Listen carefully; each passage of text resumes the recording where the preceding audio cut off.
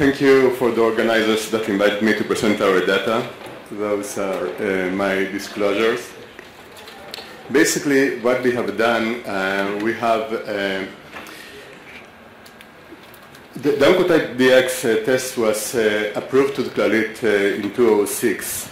And after we had about more than 5 years minimum follow-up, we decided to collect the data retrospectively. And we tried to define real-life outcome of patients from Clalit that were tested with Oncotype DX. And we checked what the real outcome of those patients were. So what we did, we excluded patients that were not positive, we excluded patients that were HER2 positive, and we excluded patients that had metastatic disease within 6 months from the testing. And the data source were recurrence score, treatment recurrence through medical records. We opened over 2,000 charts, by the way. The death is through Clalit and Minister of Inter-Ministerial Registry. And we have additional data through the billing code system from Clalit. I actually thought that we will be able to get the recurrence based upon billing, and we failed. And also we had approval to direct contact patients for patients who didn't have the real data from the charts. So we started with 2,300 patients from 2006 to 2010. 224 were excluded because we didn't find them anymore. It's less than 10%. Usually in those retrospective studies, 90% and above really clinical data is excellent. We also excluded another 64 patients due to HER2 positive, metastatic disease, multiple and unconfirmed cancer diagnosis, and received neoadjuvant treatment. And another 2 were excluded because they had recurrence within 6 months from diagnosis. Eventually, we have 2,010 patients, and the data is based on those cases. We can see that most of them are female patients. There are a majority are age 50 to 70. The tumor size, most of them are 2 centimeters, between 1 and 2 centimeters. Grade, most of them are grade 2. And histology, most of them are IDC. And if we see that the distribution of recurrence score is like literature, and we see that 50% and low recurrence, about 40% intermediate, and 10% high recurrence score. And now we did some sub-analysis, and we did through age, and we can see that younger women had a higher slight incidence of the high recurrence score. Older women over 80, only one of them had high recurrence score. Therefore, in the conclusion, I will say that I don't think there is a need to send patients over 80 for recurrence score testing. Majority of patients between 50 to 70, the scores are quite similar on the distribution between low, intermediate, and high.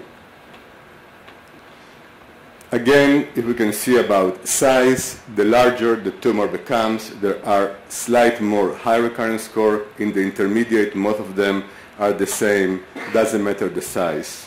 It's about 40% are intermediate risk recurrence score. If we look on lymph nodes, because in this 2,000 patients, we included also the NMIC patients. It's about 200 patients. We can see that the distribution is slightly different, with a slight increase on the high-risk recurrence score. Now, what the oncologists did with regard to chemotherapy. We can see in the low recurrence score, almost nobody gave chemotherapy. Intermediate, 25% of the oncologists gave chemotherapy, and the high recurrence score, 90%. So basically, most of the physicians took into account what to do based upon this biological marker. And we can see in the intermediate recurrence score, which is between 18 to 30, the larger the number is of the risk of recurrence, the more chemotherapy was delivered. With regard to the true results, we can see that the recurrence score risk, the risk of recurrence based upon recurrence score, we can see that in the low intermediate risk patients, after a minimum follow-up of 6 years, the risk of recurrence for the low risk, it's about 1%, for intermediate it's 3%, and for the high risk it's about 10%. Now, if we look them with regard to age, basically the results are the same, but we can see that the physicians gave more chemotherapy. The younger the patient was, more of the patient received chemotherapy. Over 70, less patients in the high recurrence score got chemotherapy. If we look on the distal recurrence risk based upon recurrence score on N0 and NMIC, we can see that likely the NMIC population is a different population with a higher incidence of recurrence based upon the recurrence score, even with a higher risk of 20%. This is a small subgroup of about 200 patients of the 2,000 patients. This is basically the most important, maybe slide, it's the true outcome of patients with regard to if they yes or not receive chemotherapy based upon recurrence score. And we can see that we divided the number, the intermediate number, 18 to 25 and 26 to 30. I will explain later why we did it. We can see when we take the whole group of N0, N1 patients, recurrence score 18-25, chemotherapy did not add anything. Basically, the lines are completely superimposed. The same will be for N0 patients, recurrence score 18-25, likely to be the same for patients between recurrence score 26 to 30. The chemotherapy did not add anything here. The numbers are 6% and 4% of recurrence, and also the N0, basically the lines are superimposed. This group are 800 patients that 200 received chemotherapy and 600 did not receive chemotherapy. TAILOR-X is a trial that tried to define whether there is an importance to give chemotherapy on patients in the intermediate risk group. They change a little bit the boundaries and say that the low risk is still 11, intermediate risk is between 11 to 25, high risk is above 25. If we now take our data with the same boundaries that the TAILOR-X study does, we can see that till 25, the lines are completely superimposed with regard to recurrence. If we take now the death risk of all the patients, not TAILOR-X based, we can see the low intermediate, the risk of death of breast cancer is less than 1% till 30. We have to take in account if you treat 1,000 patients with adjuvant chemotherapy, likely that 5 or 3 will die from toxicity, because chemotherapy also may cause severe toxicity, including mortality. And in order to get a real benefit of survival, the chemotherapy has to be excellent, meaning that every patient that will get chemotherapy probably have to survive and not die from treatment-related toxicity. If we take the lines with regard to death based upon recurrence score till 25, completely superimposed. Basically, what this looks like or means from my point of view is the likelihood that TAILOR-X, the intermediate group, will show to be positive or negative or will be any benefit of chemotherapy, it's extremely, extremely low. We did a multivariate analysis and we saw that the recurrence score, it's the most important predictive marker. There is some on size, great, but you have to see that the confidence interval are huge, so I'm not so sure how strong this number it is. This is serious data from 40,000 women from the United States, from Genomic Health, where they summarize patients with regard to death, because serious data only gives death analysis. And you can see that the low and intermediate risk patients that are here, the results are very similar to our results, about 1.4%, 2% of risk of death. In the lower part of the slide, you can see that patients who receive chemotherapy in the low risk, below 18, the risk of death actually from the patients who receive chemotherapy, it's even a little bit higher than the low risk because they were exposed to chemotherapy. Intermediate risk, there was no benefit with regard to death, and the high risk, the benefit was about 2%.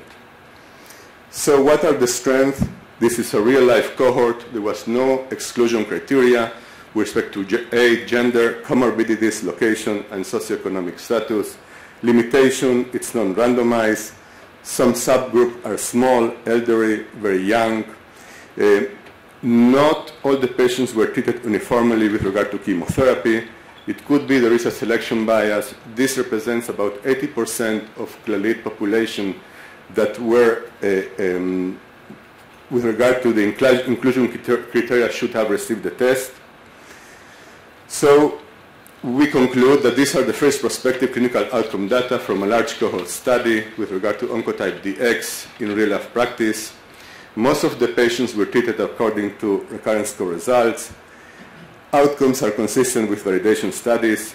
Clinical outcomes are very good overall and excellent in patients with recurrence score below 25 or tier 25. We don't believe that the Taylor-X study will show any benefit on chemotherapy treatment to those women. And with regard to clinical implications, we think that certainly below 18 there is no need of chemotherapy. We also think that tier 25 there is no need for chemotherapy. Recurrence score of 26 to 30 is questionable. Older women above 80 should not receive chemotherapy. So this morning, after I have been here for the last 2 days, I added 3 more slides. And this is a talk I gave 4 days ago. And since some people don't speak Hebrew, basically what I am saying here, are we really trying to look to our knowledge under the lamp? And I think that we are doing, and this talk was about the problematic of clinical research in oncology. I think we are doing it very badly because a p-value of 0.05 with an improvement on 3 months of survival, on my point of view, it's useless. And this study basically can give some added value of the data. So still, the most important thing, I have cured most of the patients with cancer, is surgery. And yesterday I was in 2 debates of gastric cancer and pancreatic cancer. And the question was more surgery, less surgery, a little bit of surgery, either to give chemotherapy, neoadjuvant chemotherapy, adjuvant chemotherapy. And as we know more and more, the issue is tissue. And I think that we have to look a little bit broader on all the issue. And the issue is biology. And not only tumor biology, but host biology, drug interactions, and certainly much more than what we know. Also, we have to smart select patients. We have the talk by Dr. Fong about patients who he selects, but also about treatment. And treatment, we have to be adequate on treatment. We have to know who we should not treat. And this work basically has shown and will show, hopefully, who should not receive chemotherapy and all the short and long-term toxicity regarding with chemotherapy. There are patients who should receive treatment. And I think we have to look also all the whole picture, including surgery, about what are the patients who should receive treatment, who should not receive treatment, and what treatment. I would like to thank all my collaborators. Clalit, Nikki Lieberman was the one who started this project, Genomic Health, Oncotest, and all the oncology people who participate in this study. Thank you.